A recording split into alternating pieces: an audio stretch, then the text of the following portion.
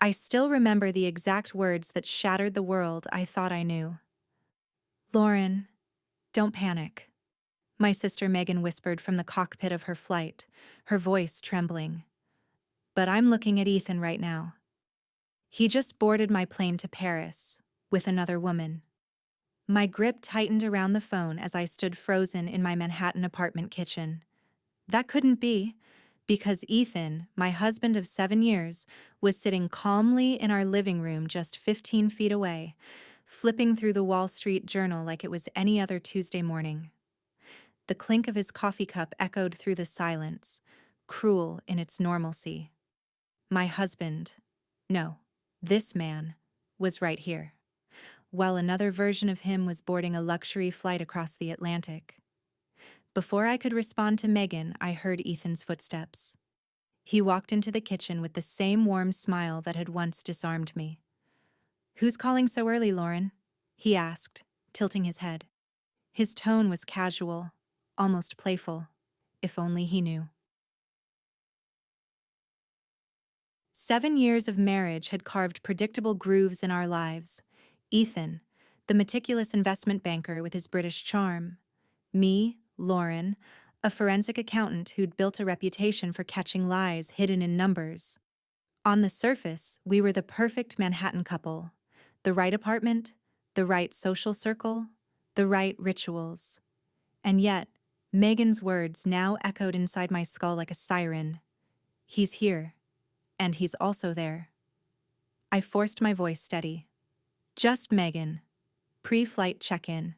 I lied, tucking the phone against my chest as if that would muffle the truth. Ethan nodded, pouring himself another cup of coffee. The steam curled upward, carrying the bitter scent I had once loved. "Maybe one of these days we'll take advantage of those flight perks she's always offering," he said lightly. The irony nearly made me choke. If this had happened months earlier, I would have dismissed it as impossible. But now it was almost too believable. Because small cracks had already been forming in the foundation of our marriage, there was the strange perfume clinging to his suits. The Boston conference I could never find any record of online. The way he had suddenly become too perfect, remembering anniversaries, picking up his socks, cooking my favorite meals. Once upon a time, I would have been grateful.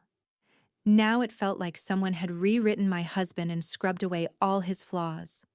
I caught my reflection in the microwave door. Same auburn hair pulled back neatly, same green eyes that carried my father's legacy, same face I'd worn for 37 years. But somehow, in that reflection, I looked foreign. Megan's voice still lingered in my ears, urgent and raw. "He's here on my flight, with another woman, a young blonde. They're laughing together." My stomach twisted. I'd handled high-stakes audits, testified in federal cases, stared down CEOs who lied through their teeth. But nothing in my career prepared me for this. My life splitting in two realities. I typed a message to Megan with trembling fingers. "Send me a photo. Now." Seconds later, my phone buzzed. The image made my blood run cold. Seat 3B. A man in a navy Tom Ford suit. Profile unmistakable. Ethan, my Ethan, leaning close to a blonde woman, her manicured hand resting casually on his forearm. Her smile was practiced, intimate. She couldn't have been more than 25. I looked up at the Ethan in my kitchen. Cashmere sweater, reading glasses perched on his head, wedding ring glinting under the light. The same man. Two places. One truth I hadn't yet dared to face. "Lauren?" Ethan's voice pulled me back. "You're pale. Everything all right?" I forced a smile. "Just tired." But inside my world tilted. Something was terribly, horribly wrong. And the woman on that plane with Ethan, Chloe, as I would later learn, was just the beginning of a betrayal far deeper than infidelity. Because this wasn't just about love, it was about deception, identity, and millions of dollars. And it all started with a coffee cup and a phone call.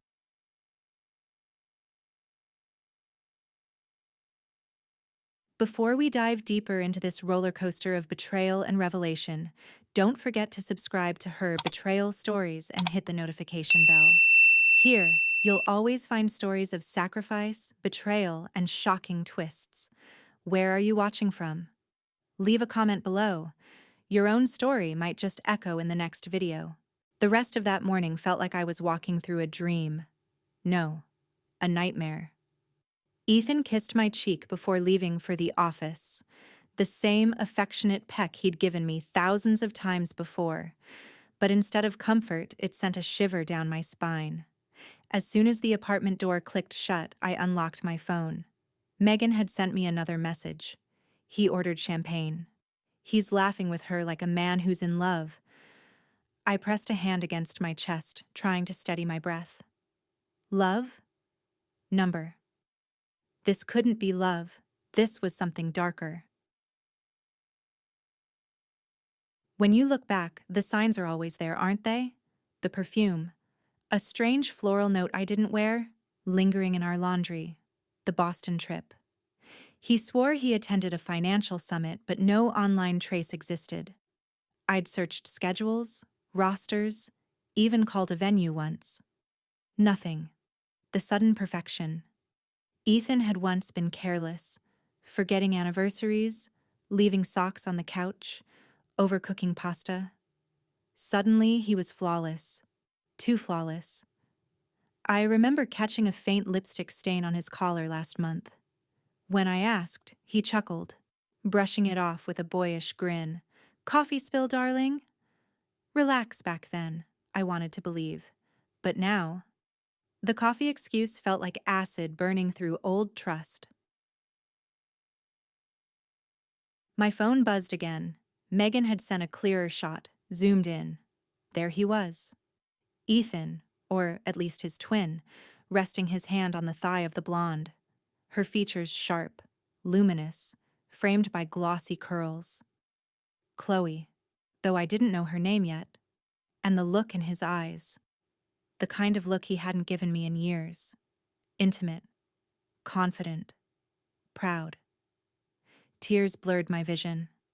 How could he be in Paris, flirting with a stranger while also standing in our kitchen less than an hour ago?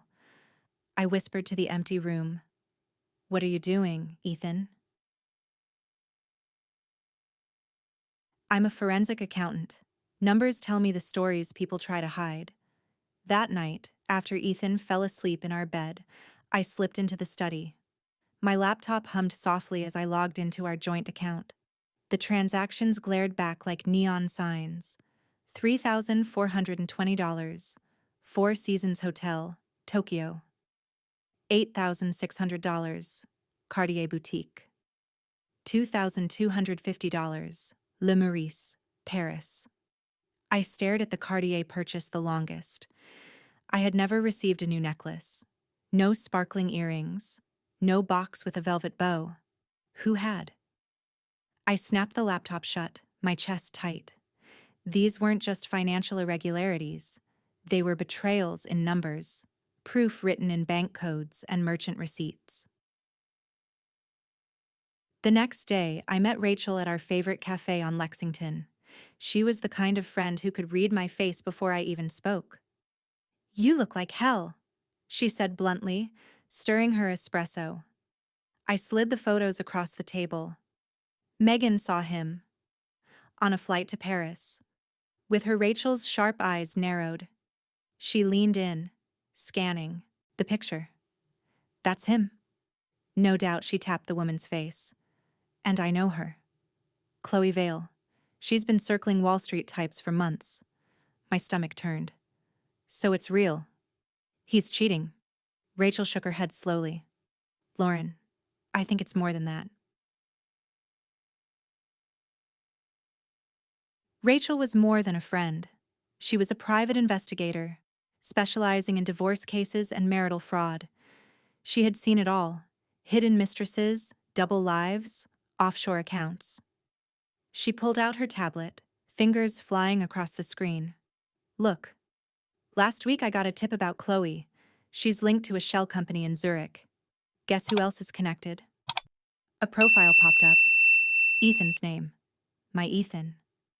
I swallowed hard. Maybe it's just business overlap? Rachel snorted. And maybe pigs fly. No, Lauren. Something's rotten here, and I'm going to prove it. She swiped again, pulling up security footage from my building. My heart lurched. It was Ethan, or someone identical to him, walking into our apartment 3 nights ago. The gait, the gestures, the suit. All perfect. Too perfect. Except, Rachel whispered, this footage is doctored. Look closer. She zoomed in. For a split second, the face flickered. Not much. Just enough for trained eyes to notice. Deepfake technology, she explained grimly. Someone's feeding you illusions. Covering tracks. I gripped the edge of the table so hard my knuckles whitened. A husband in Paris, a husband in Manhattan, millions moving across borders, security footage manipulated by AI. This wasn't just infidelity. This was identity theft, fraud, conspiracy. Rachel, I whispered, what if the man in my apartment isn't Ethan at all? She leaned closer. Then you're living with an actor. A replacement? And whoever's pulling the strings, they've planned this for months. That night, I walked back into our apartment, my skin crawling.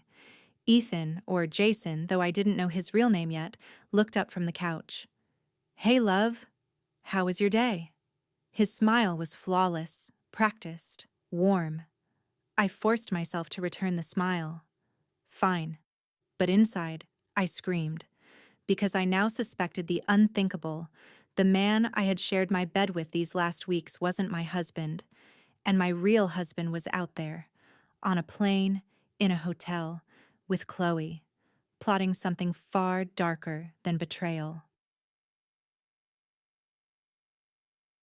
If you were Lauren, what would you do in this moment? Would you confront him right away, or keep playing along to uncover the truth?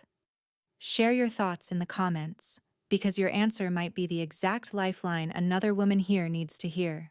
The night after Rachel revealed the possibility of a replacement, I barely slept. I lay in bed beside Ethan. No, the man pretending to be Ethan, listening to his steady breathing.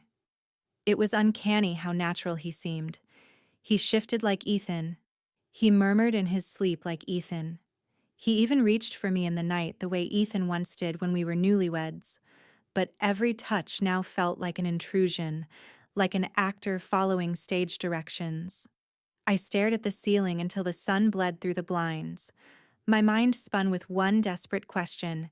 If this wasn't Ethan, then who was he?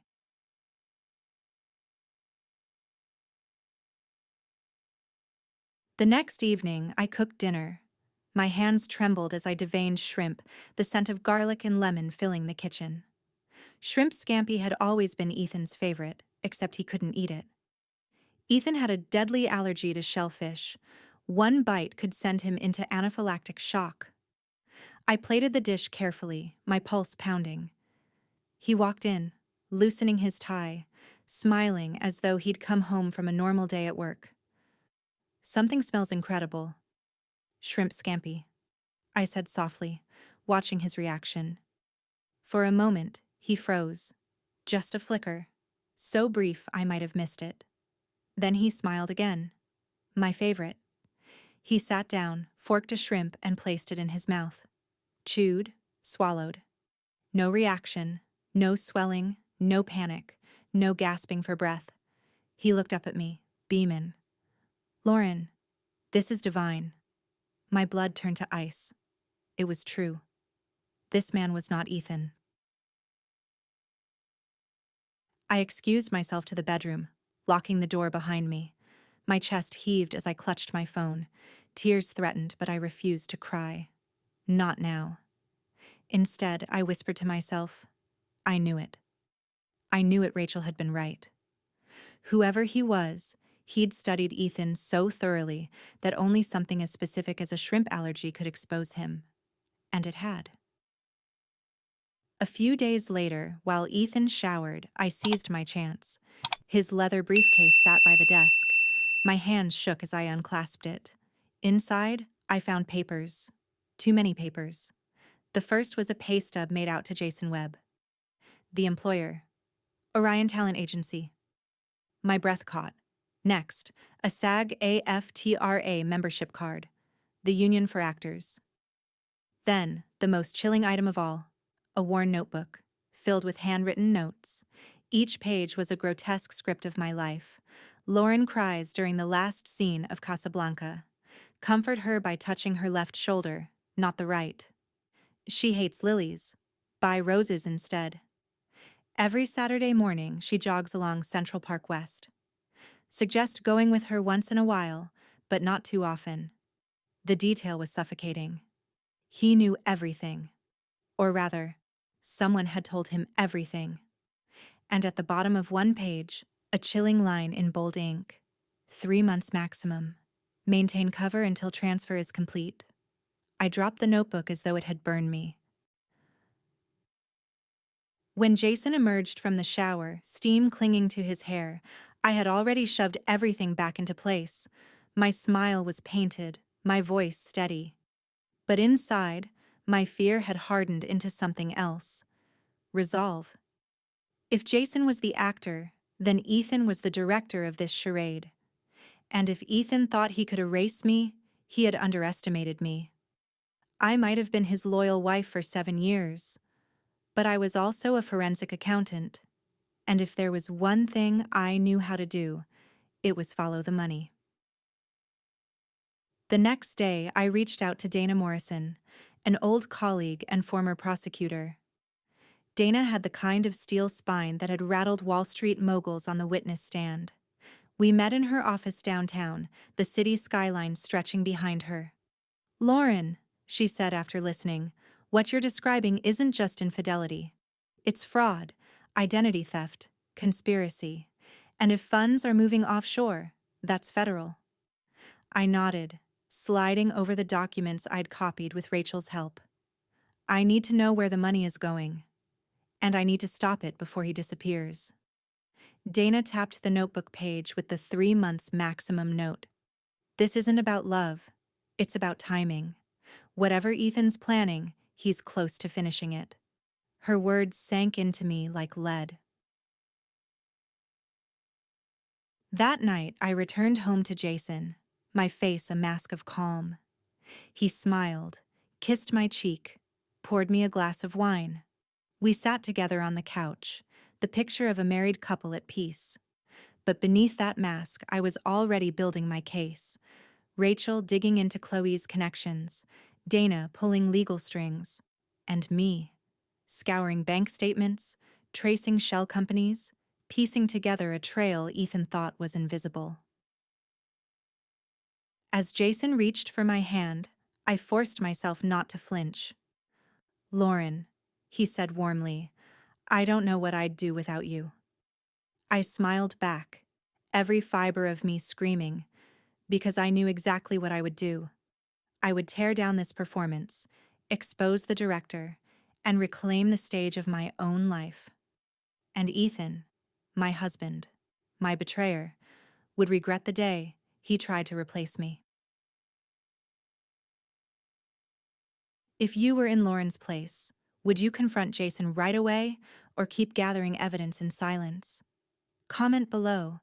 Your story might help another woman watching tonight. The days that followed were a blur of planning, secrecy, and controlled rage.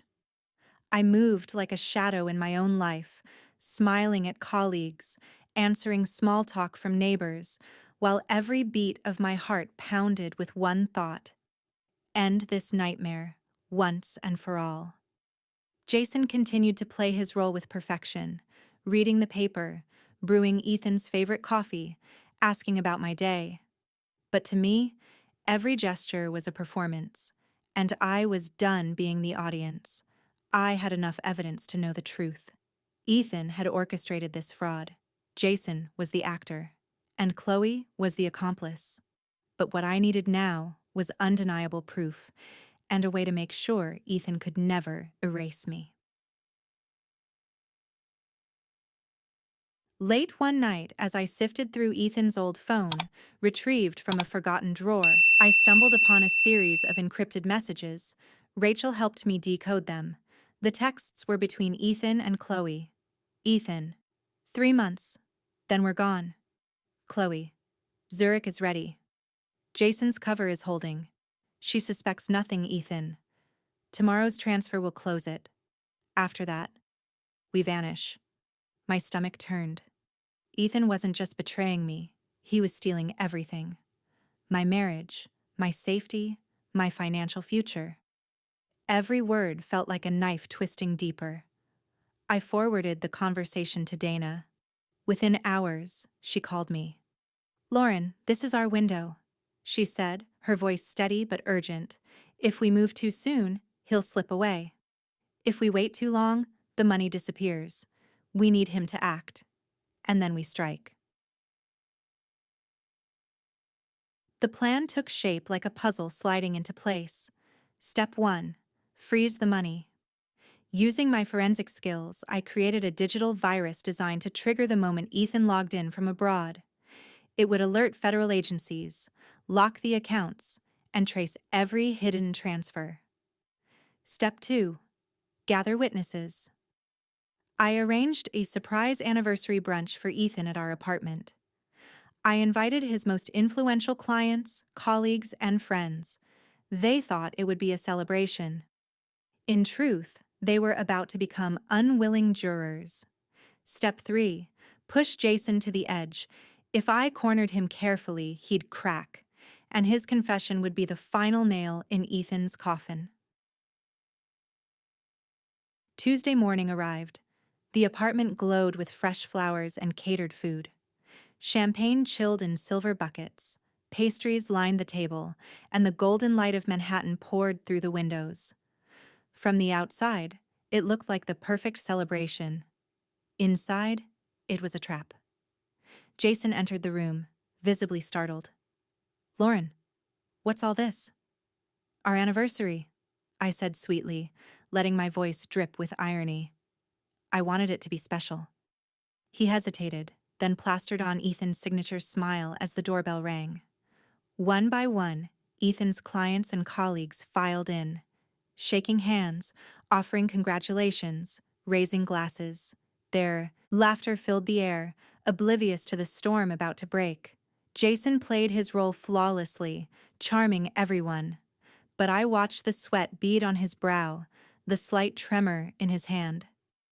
He was an actor out of script, and he knew the scene was slipping from his control. As the chatter rose, I led Jason aside. Funny, isn't it? I whispered.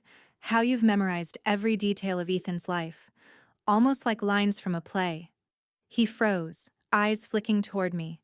I leaned closer so no one else could hear. Shrimp scampi. His face drained of color. You're not Ethan, I said softly. You never were.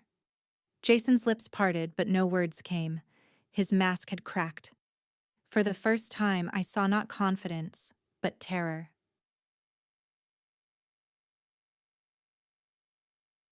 Suddenly, the room buzzed. Megan's name flashed on my phone. I answered, putting her on speaker. Lauren, Megan said, her voice urgent. Ethan and Chloe have been arrested at Charles de Gaulle. They tried to board a flight to Zurich with 15 suitcases. French police have them in custody. Gasps rippled through the room. Champagne glasses stilled midair. All eyes turned to Jason, who stood frozen, pale as marble. Before he could bolt, the apartment door burst open. Federal agents stormed in, badges raised. Jason Webb, you're under arrest for conspiracy and fraud. The room erupted. Clients shouted. One man, Robert Steinberg, Ethan's biggest investor, threw his glass down, shards scattering across the floor. He used us to launder money? His voice thundered with betrayal. Jason's knees buckled as agents cuffed him. Tears spilled down his cheeks. I didn't want this, he whispered hoarsely. Ethan, he threatened me. I was just an actor. At that same moment, my digital trap activated. Dana texted, "It worked. $47 million frozen. Authorities alerted."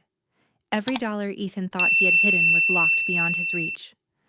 Justice wasn't just emotional, it was financial. Years of deception collapsed in an instant. As Jason was led away, he glanced back at me. His voice cracked. "I'm sorry, Lauren. You deserve better than all of this."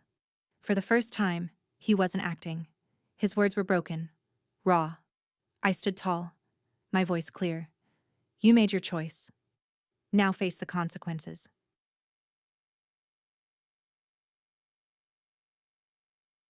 The apartment that had once been my sanctuary now stood as the stage where Ethan's empire collapsed. His clients, still buzzing with disbelief, muttered about lawsuits, betrayals, ruined reputations. The glittering facade Ethan had built disintegrated before their very eyes. I watched them go, one by one, until the apartment was silent again. The silence was different now. Not suffocating. Not lonely. Empowering. For the first time in months, I felt ownership of my own space. The walls no longer held secrets. They bore witness to justice. I sank into a chair, exhaustion crashing over me. Ethan was in custody. Jason had confessed. The money was safe. But beneath the relief lurked a question that refused to fade. Why had Ethan gone to such lengths? Why not just divorce me, take his half, and walk away? The answer I knew was darker than betrayal. It was greed, obsession, control. Ethan had wanted not just freedom from me, but erasure of me. Financial, emotional, personal. And that, more than anything, was why I had to fight back. What would you have done in Lauren's place? Set the trap, or walk away quietly? Share your thoughts in the comments. Sometimes the boldest move is the only way to survive. The days after the arrest unfolded like scenes from a film I never wanted to star in. Reporters crowded outside my apartment building, microphones raised, eager for any glimpse of the betrayed wife at the center of a scandal splashed across every headline. Wall Street banker and mistress nabbed in Paris.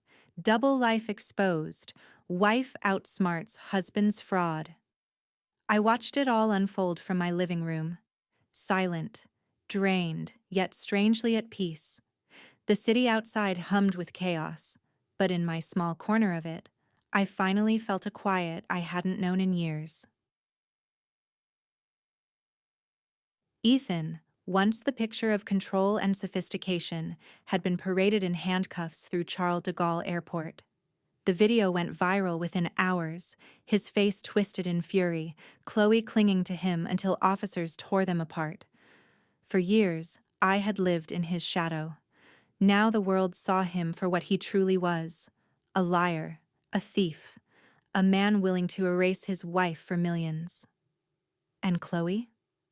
She sat in a Paris jail cell, her designer heels confiscated, her glamorous image reduced to mugshots and headlines dripping with irony. Some said I should feel satisfaction. In truth, I felt something heavier, deeper, a kind of grief. Not for the man Ethan was, but for the illusion I had loved, the story I had once believed in. Weeks later, I sat in court as prosecutors laid out the case: wire fraud, conspiracy, identity theft. Jason's testimony sealed Ethan's fate. "I was hired to play Ethan," Jason admitted, voice trembling. "I studied scripts. I memorized every detail about Lauren. I was paid in cash, threatened when I hesitated.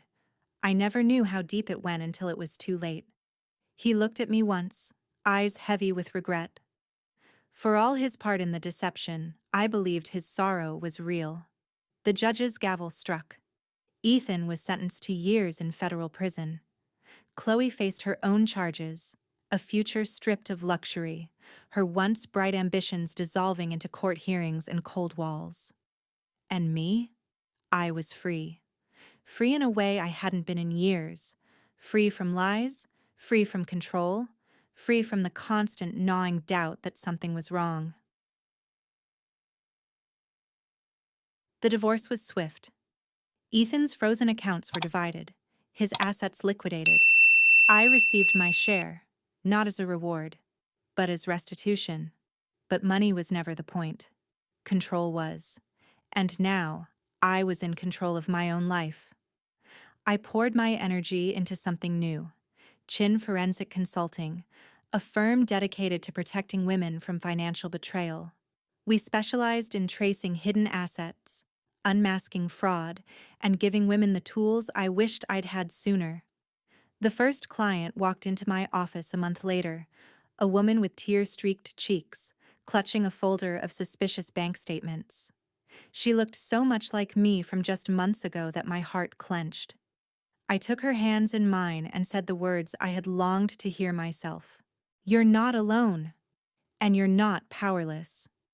In that moment, I knew this was more than a business. It was a mission. One evening, an envelope arrived.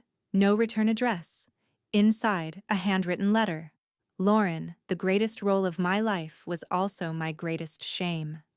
Pretending to be Ethan taught me what lies can do, not just to the person deceived, but to the one living them.